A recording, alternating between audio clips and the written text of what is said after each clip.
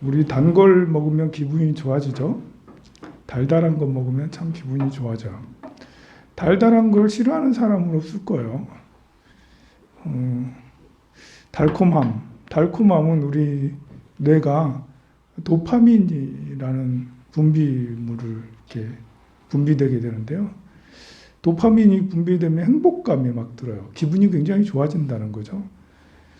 반면에 이제 비난이나 비평을 들으면 이 뇌가 스트레스 호르몬 같은 좋지 않은 우리가 힘들어하는 그런 이제 그런 걸 분비를 하게 돼요. 뇌라는 건 참 그래요. 기분 좋을 때는 도파민, 또 평온할 때는 세로토닌, 뭐 기분 나쁠 때는 다른 어떤 스트레스 호르몬 이런 것들이 분비가 돼. 우리는 이제 즉각 반응하는 존재죠. 살아있다라는 것은 반응한다라는 거잖아요. 혼자 반응하지 않으면 죽어있는 바위는 반응을 안 하잖아. 죽어있는 건 반응을 하지 않아요. 근데 살아있다라는 것은 연기적으로 서로 반응을 한다라는 건데요. 그런데 이것이 능동적 반응이냐 수동적 반응이냐 했을 때 누가 날 비난했을 때 그냥 기분 나쁜 것은 수동적 반응이고, 누가 날 비난했을 때 그래도 그것을 극복하려고 그거 별거 아니지 라고 스스로 이렇게 마음 정리를 하고 마음 스스로 조절을 하면 능동적으로 이렇게 될 수가 있겠죠. 수동적이 되면 이제 행복감은 떨어지고, 왜냐하면 끌려다니니까요. 사람은 어떤 동물이든 사람이든 다 똑같아요. 수동적으로 지시받으면서 살아가면 노예처럼 살게 된다는 느낌을 받아서 괴로움으로 이어지고요. 내가 이제 내 주체적으로 움직이면, 강아지도 하다못해 내가 나가고 싶으면 나가고 어디 돌아가고 싶으면 돌아다니면 강아지도 행복해. 근데 주인이 가다 놓고 주인 여행 가면 개집에다가 맡기고, 개집이라고 해야 되나? 동물병원에 맡기고 이러면 이제 엄청 이제 그게 자기가 사는 삶이 아니잖아요. 주인의 영향을 너무 많이 받잖아요. 마찬가지로 사람도 타인의 영향을 너무 많이 받으면 힘들어질 수밖에 없어요. 물론 타인이 늘 나만을 잘해주고 내가 잘 활동할 수 있도록 그야말로 서비스 잘해주면, 비서처럼 해주면, 그냥 대통령 있고 비서실장 있고 하면 대통령은 마음대로 나라를 국정 운영하잖아. 그러니까 재미가 있지. 비서실장 옆에 있으니까 더 좋죠. 그렇게 하면 대단히 좋은데, 그러기보다는 옆에 대통령이 있는데 또 다른 권력자가 있어. 대통령이 가서 보고해야 되고 또 시키는 대로 해야 되고, 그러면 대통령이 돼도 행복하지가 않고 오히려 더 상대적 불행감이 훨씬 더 크다 할 수가 있겠죠. 그래서 사람이 누군가의 영향을 너무 많이 받으면 자꾸 자책을 하게 되고, 내가 이렇게 살아서 뭐해 이런 생각을 하게 되는 거야. 그래서 부부지간에도 마찬가지인 거예요. 서로가 서로의 비서가 돼줘야 되지. 서로가 서로의 이렇게 상대방을 조정하려고 하면 역시 누군가는 굉장히 큰 피해를 보게 되고요. 부모 자식 간에도 마찬가지죠. 부모 자식 간에도 서로가 서로에게 비서가 돼줘야 되는 거지. 부모도, 우리 대한민국 부모들은 특히나도 이제 자식을 생각할 때 품 안의 자식, 초등학생처럼 아직도 생각을 해요. 나이가 30이 돼도 40이 돼도 50이 돼도, 나이가 90이 된 할머니는 70이 된 자식을 걱정하잖아요. 70이 된 자식을 걱정.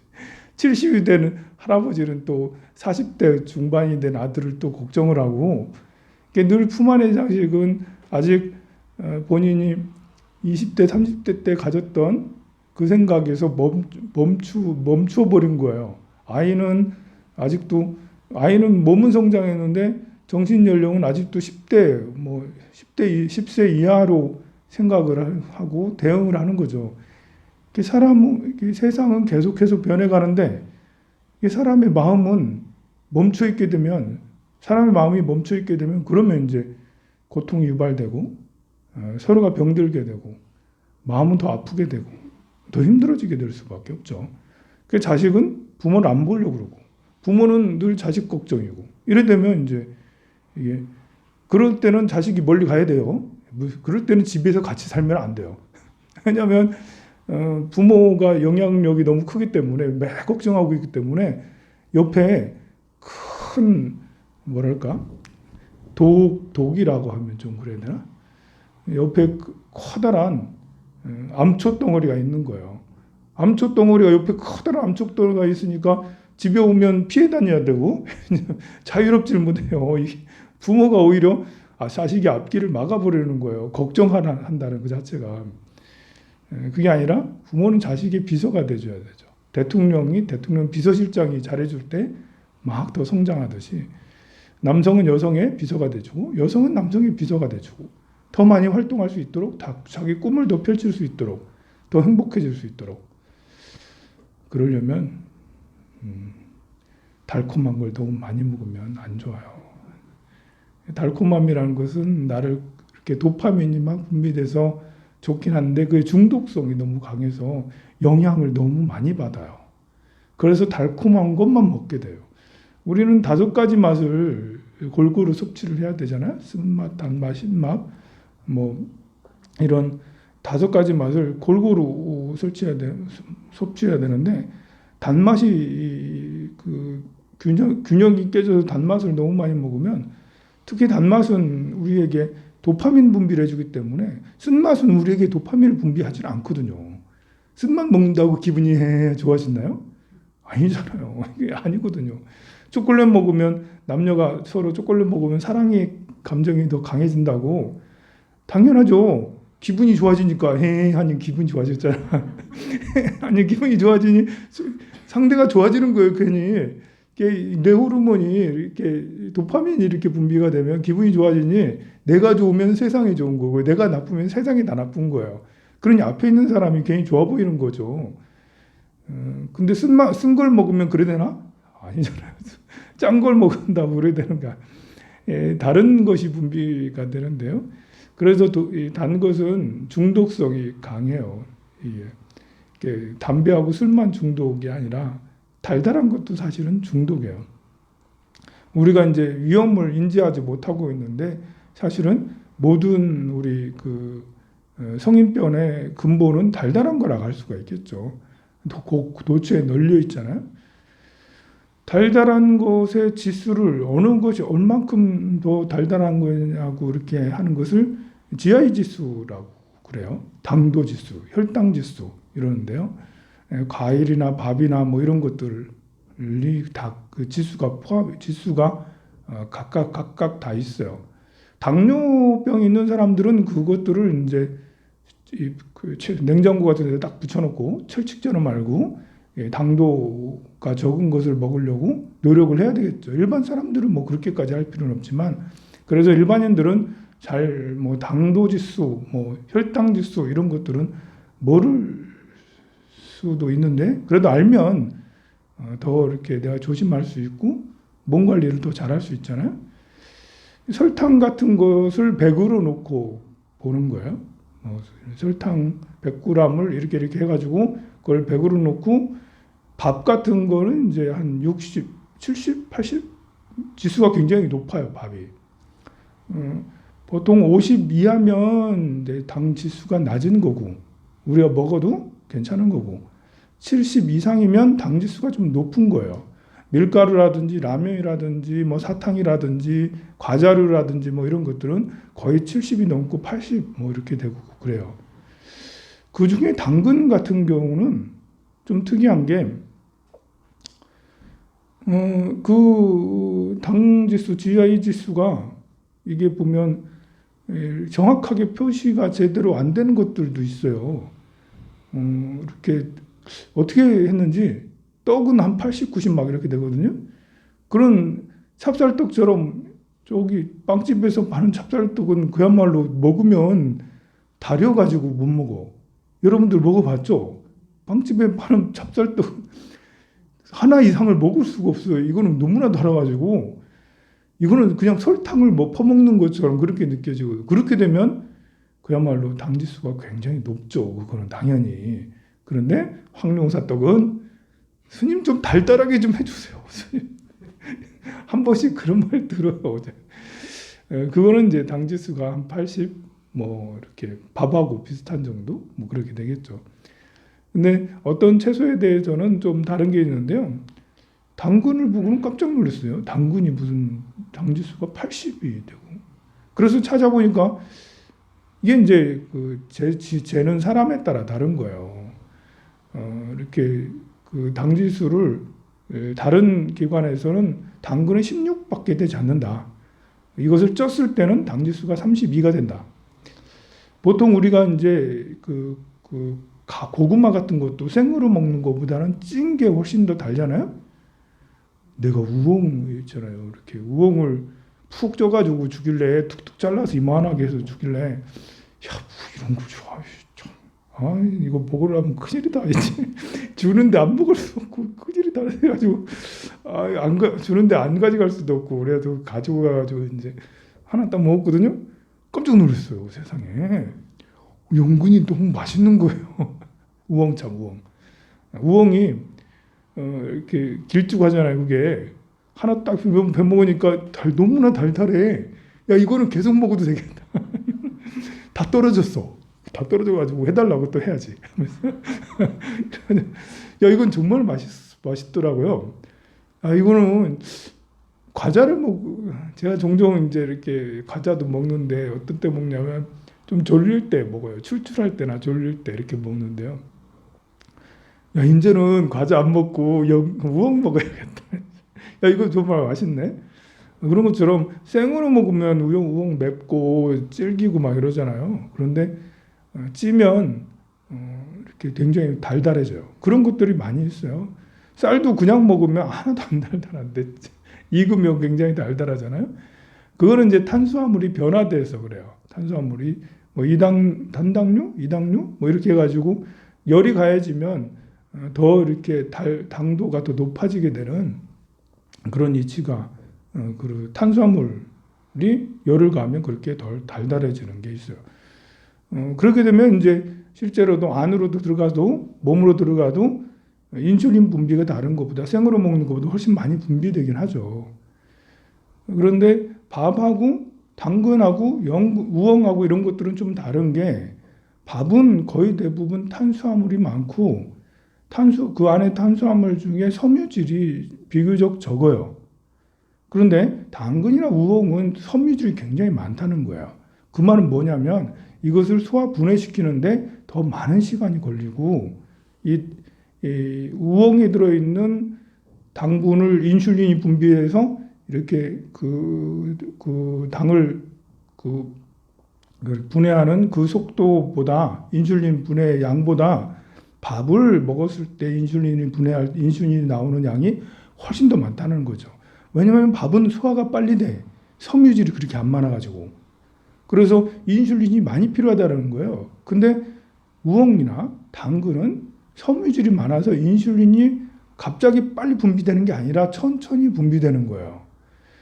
그리고 천천히 이렇게 되고 또 이것은 대장까지 슝 많이 가. 이제 우엉이나 당근 같은 건 대장까지 그냥 쑥 내려가요. 그래서 대장에 있는 담즙이나 콜레스테롤 이런 것들을 다 변으로 빼내간다는 거죠. 그래서 지방간이 많다. 지방간이 여러분들 정기 검진 가면 10명 중에 5명은 지방간 있다는 소리 들어요. 아니 10명 중에 7명이 들을 거야 아마. 지방간 없다는 얘기 들은 사람은 잘 없어요. 거의 대부분 가면 지방간이 있는데요. 이거 거의 뭐 10명 중에 7명은 지방간이 있다는 소리 다 들어요. 왜 그러겠어요? 우리가 이제 탄수화물을 많이 섭취하고 당도가 높은 걸 많이 섭취하니까 간에 기름이 낀 거예요. 간에 기름이. 그래서 이제 간이 피곤해 하는데요. 그렇게 간이 지방간으로부터 시작이 되는 거예요. 지방간으로 이렇게 되면 그때부터 간이 간에서 콜레스테롤을 만드는데 이것을 제대로 이렇게 만들지는 못해요. 적정량을 초과하거나 적정량을 미달하거나 자기 기능을 잘 못한다는 거죠. 그런데 우리가 대장에 이제 섬유질이 많은 고구마 같은 거, 우엉 같은 거, 당근 같은 거, 비트 같은 거 이런 것들을 섭취를 하게 되면 장까지 섬유질이 이동이 돼요. 그래서 장에 있는 그런 그 담즙이나 콜레스테롤 이런 것들을 대변으로 다 뽑아 내려가게 하게 되죠. 그래서 간이 많이 부담이 적은 거예요. 우리가 술 먹고 난 다음에는 콩나물이나 미나리 이런 것들을 이제 먹으면 간이 보호된다 하지만 그보다 더 근본적인 것은 매일 자주 해야 될 게 섬유질이 많은 것을 먹어야 되는 것들이거든요. 근데 이 섬유질이 많은 것이 당도가 높기도 할 수도 있어요. 아까 우엉 정말 달더라고.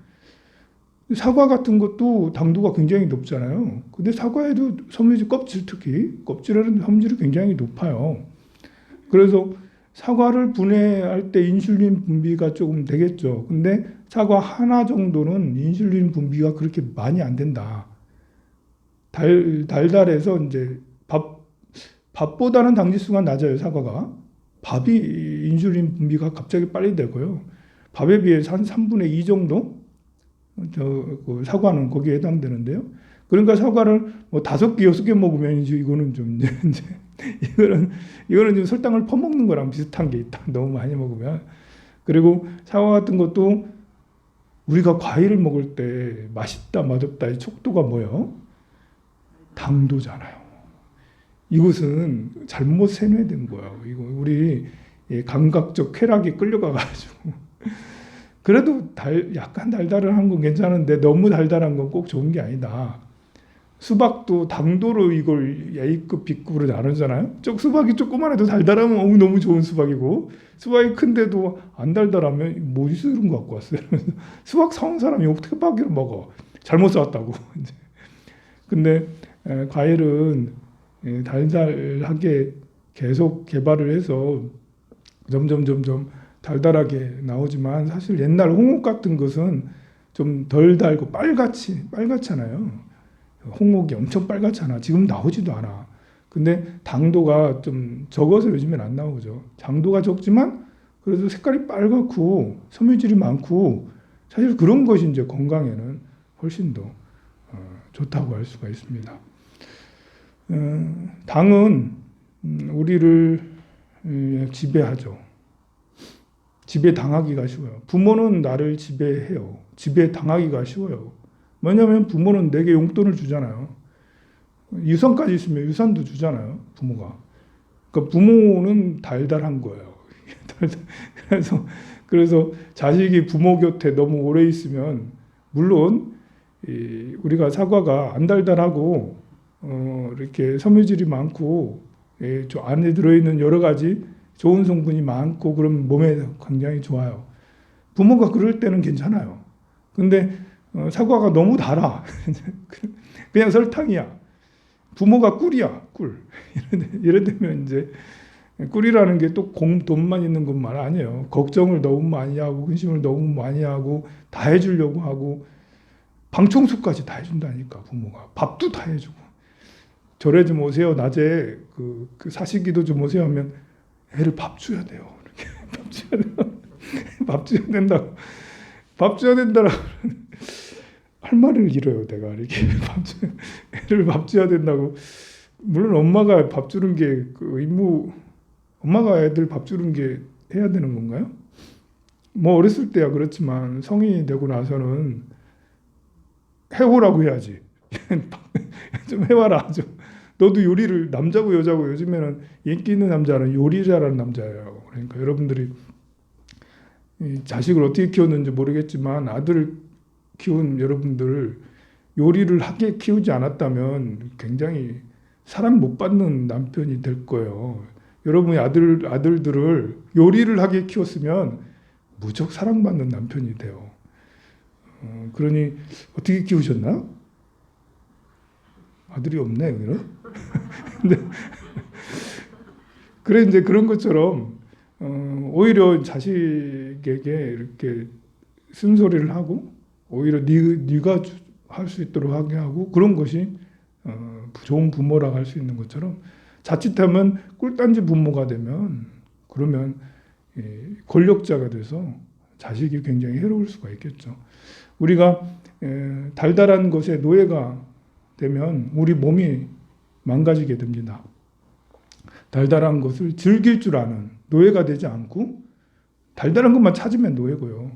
어쩌다 한 번씩 달달한 것도 좋아하고 쓴바귀 같은 쓴 것도 엄청 좋아하고 식초를 늘 드세요.